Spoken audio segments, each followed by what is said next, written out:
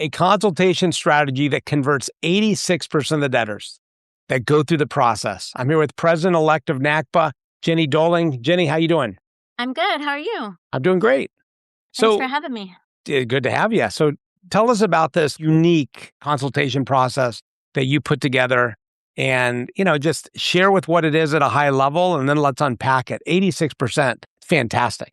Yeah, that's our numbers as of April 30th. So I'm really excited about that. It's taken a long time. We've developed this over some time, but I kind of call it my skin in the game strategy. If you have the client fill out a consultation packet that you can do a consultation in 30 minutes because they've given you what you need, they're not going anywhere else. They see what their life is like looking at this 11-page packet and they're going, I'm in trouble. I didn't realize it was this bad. And so then you go over it and you can give them advice based on their circumstances, rather than some generic overview that's not even helpful to them, they're coming back to you. They're not going somewhere else. They're coming back to you. So that's what we do. We will give a free consultation if they fill out our consultation packet. If they don't want to fill it out, pay the $350 consultation. I'll give you a half an hour for $350. So, so let's unpack this. Someone calls the office, right? Yep. This is someone that they talk to you, say, yes, we have free consultation. Yep. I'm going to send you a link to fill out this consultation. I need all your data in order to give a free consultation. Yep. And that's if our they entry say, fee. Great, here you go. I'm booking for 11 o'clock tomorrow. If they don't do it, you contact them and consult. You say, hey, can't help you. All right, you need to fill this out ahead of time. Yeah. How does that work practically? Does your staff book out 24 hours or what's that look like? Right now, I have 2 full client days we are up to because filings have skyrocketed. I think we're all seeing that, and we've got to be able to manage that. I do 2 full client days back to back every 30 minutes is my client day. And that allows me to have 3 other days to do work. I don't do the sprinkle the consults all through the week. I can't work like that. I always do them on Wednesdays, and we've had to add either Tuesday or Thursday, depending on when I have court. And sometimes it's Tuesday morning and Thursday afternoon, but I only block them because I need blocks to be able to work. I can't be doing, you got a consult in an hour, and then you got to turn off what you're doing. You have to be able to have some clear thought time that's, built into your schedule for you to do what you need to do, motion writing or appellate law or whatever you're working on. So they call my office. My staff has our spiel that we give them, and we schedule their consultation. Right now, we're booking out 3 weeks. You're booking out 3 weeks? 3 weeks, yeah, which is scary to me. But we do have a cancellation list, so we're constantly moving people up. If there's an emergency, we will move people up. If they've got a sale date or something like that, we're going to move them up. I've got some flexibility there. So you're booking out, and you send them. Is the form online? It's a PDF fillable, so we email it to them. Okay, so you email it, they fill it out, and if it's not given to you or submitted, a day before their meeting, you're gonna hey, we got to push you out. Yeah, but because we do a consultation, appointment reminder, and if we don't have it, we say, hey, we don't have this, we're gonna have to reschedule you, or if you can get it to us by 9 o'clock in the morning, we're good. I bet that adds some urgency when you're like, hey, I'm booking out 3 weeks, you better get it to me. Yeah. Well, the other thing, like booking out 3 weeks, sometimes that scares people. And so we have a whole spiel that we give on that, or a little script that we give on that. And it says, they talk me up, which I'm glad I'm not the one that has to do it. But my staff says, hey, she's really good at what she does. If you don't have a sale date, if you don't have a lawsuit or a garnishment, you've got time. And it's probably going to be the time you need to properly fill out the paperwork so that she can give you, good advice based on your circumstances. And that kind of quells their nerves on it. Nice. I like that. Yeah. Yeah. So it's how you word it. And we're speaking about this in NACBA in Hawaii. My office manager, who's been here for 12 years and done the phones, she's speaking with me on the paralegal newbie session about that. And I think, if you hear her and the different scripts that she uses, it's going to be very valuable. So if you get to go to that, go to that. So, so you submit the form, they fill out the form. Yep. So it's 11 page. Yeah. form, and you will not do a consult without that. Unless they pay and my time. My time and advice is my only product. yeah, well, and I love it. I love it. And I mean, and how often do people pay? Very seldom, I imagine. Very seldom. Like, Yeah. yeah. And so they fill out the form. They show up. Is it Zoom or is it in person? Zoom. I do Zoom. everything on Zoom. Everything's Zoom. Before 2020, everybody was in person. I wouldn't do phone consults. And then, 2020 happens and I'm like, I'm never going back to in Yeah. Oh, person. it's too easy. It's too And are easy. you statewide, California or Southern? You're statewide. So I'm statewide. so you just line them up back to back Mhm. to back to back. And then what's your objective on that 30-minute call? My objective is to make sure that they are informed so that they can make an informed decision. I want them to know what their options are. I want them to know, if you don't need to file bankruptcy, I'll tell you that too. You don't need me. I'm happy to take your case, but I don't think you need to file. You're on Social Security. You don't owe anything. Right. And I tell them that they're always so grateful for it. And they're like, that's so kind. Do I owe you? People say that. No, because you're in my community and I want to make sure you get good information. And you know what? When somebody's looking for a bankruptcy attorney, you're going to refer them to me, and I appreciate that. Yeah. And that's kind of how I talk about that. The one thing I hear from a lot of debtors attorneys about doing that 11-page, oh, my clients would never do that. Do they run your show? You're the Yeah. boss. Mhm. And yes, they will fill it out because if you show the value of it and you show the importance, they're going to do that. And the one thing I hear over and over and over again is, I didn't know it was this bad until I wrote it all down. And now they know they need you. You Mhm. don't have to do any sales. They know they need you. Jane, what would you say to the argument of the best time to talk to a debtor is when they've called in?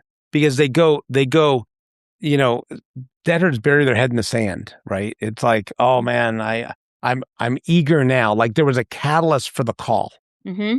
And you're putting them out, let's just say a week or 2 weeks or whatever it is, Yeah. and having them do a lot of work. Mm-hmm. I can imagine, from a marketing perspective, I'm always thinking, hey, Hook 'em and book they're on my 'em. phone. Yeah. Let's get them going. Yep. What's your thought on that? 86% retainer rate. Yeah. I mean, I'm not even kidding you. We have a 67% referral rate. So they're coming in. If you can get them in sooner, absolutely do it. But I Yeah. think the way we handle that, saying, if we can move you up, I can put you on our cancellation list. And some people go, no, I'm fine with this appointment. It works out with my schedule better, that sort of thing.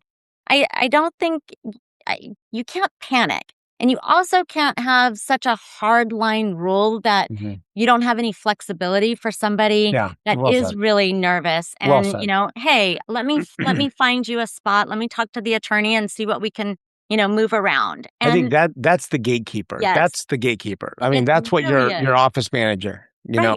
That's what's her name? Amanda. Amanda. Kudos to Amanda. Right? Amanda is the queen. Because you have to have that front person who can feel it on Yep. the phone, Yep. right? Exactly. So what's your show rate on these appointments? Do you track that?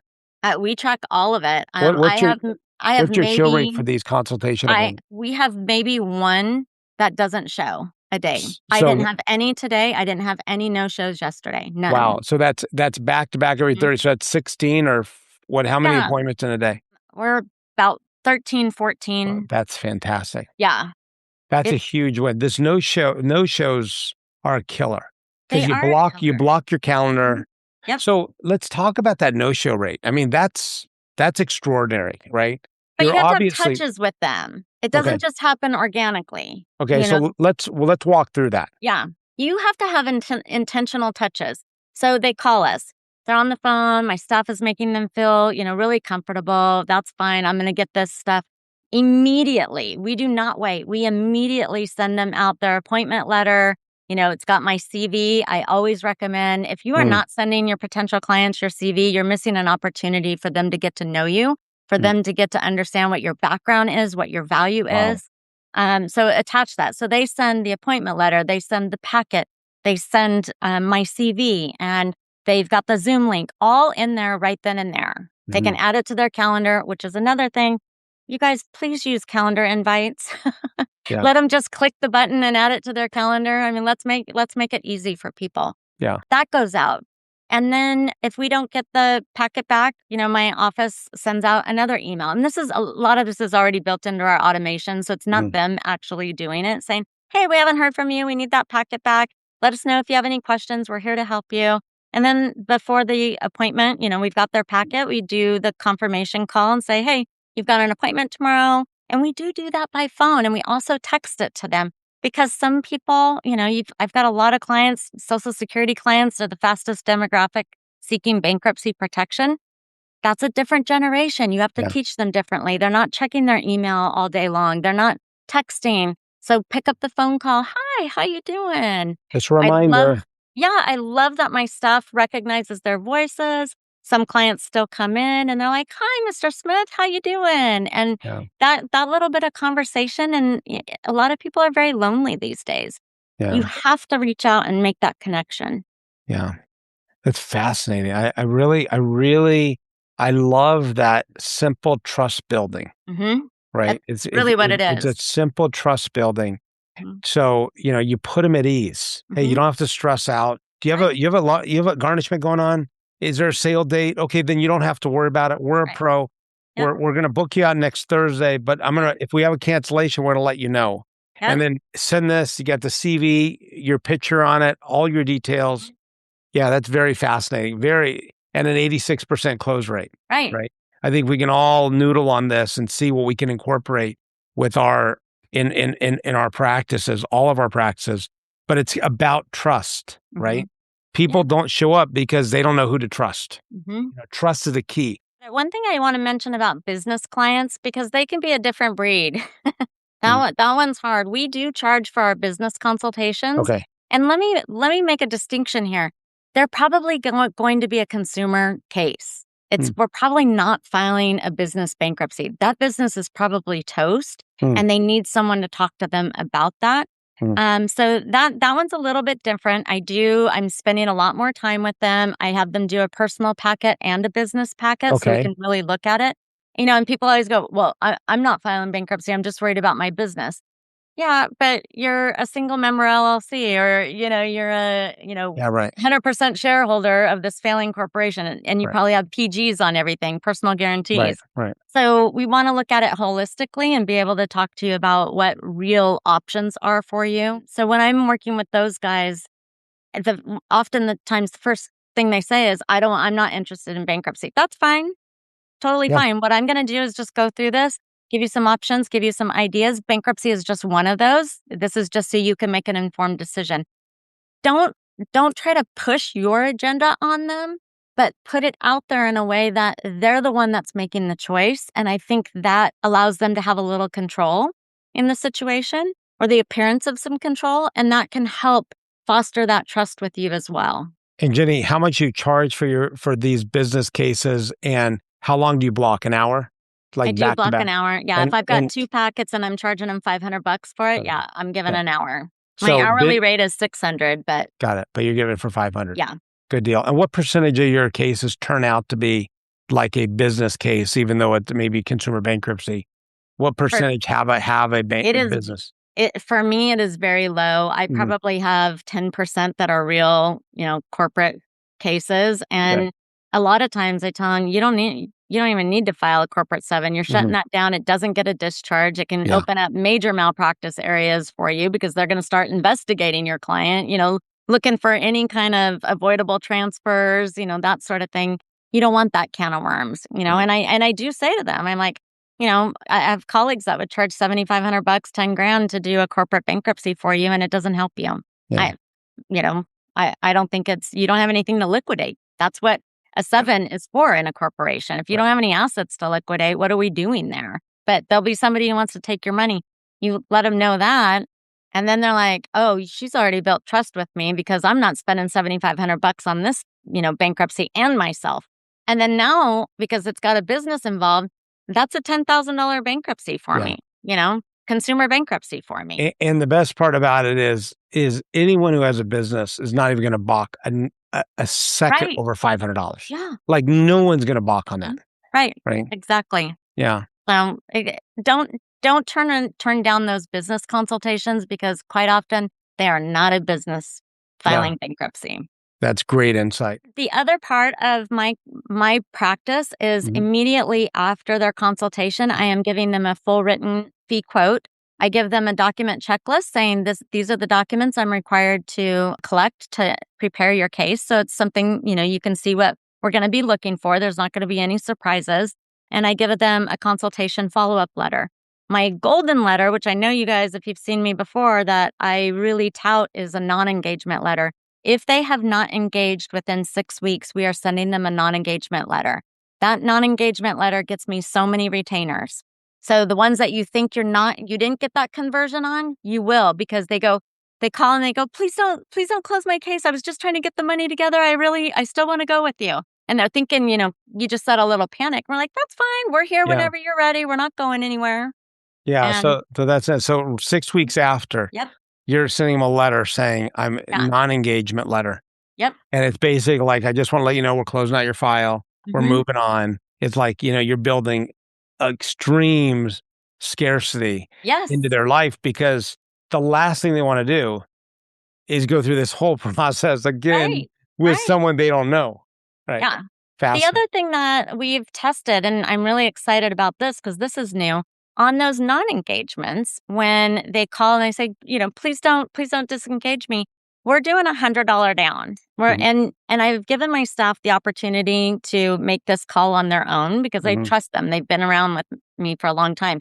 And they say, hey, we've got a summer special. You can put $100 down and then we can do a 6-month payment plan on the balance. Does that help you today? Do you want to get it going today? Yep, we want to get it going today. So that's something new that we're trying on those non-engages. That is gold. Yeah. We haven't mailed them out, but or emailed them, but we're going to do that. Well, the nice thing is it gets them on a plan. James Howson, who you know from NACBA, I mean, he the minute he started putting everyone on a payment plan, a locked-in payment plan, he blew my mind when he said this on one of our video calls. He went from $3,000 a month receivables to over $100,000 a month. Yeah. And it was like, oh my gosh, just that quick. Right. Yeah. Because if you let them just pay whenever they want to pay, that case is going nowhere. The laws are changing. Your expenses are going up, and you're stuck with this old fee quote from 2 years ago that you let them drag on with. Don't do that. My fee agreements are 6 months long. You've got 6 months to pay me, and then we're filing. And that doesn't mean, like I said, hard and fast rules can be bent. I'm the owner. I can do whatever the heck I want. So if it's somebody that's struggling, we'll give you another month or whatever to pay it off. If they need to extend that fee agreement, it's $750 to extend it. Pay that. So extend good. it. Yeah. Jenny, thank you for your insight. Once again, the president-elect of National Association Consumer Bankruptcy Attorneys. Thank you, Jenny. Happy to be here.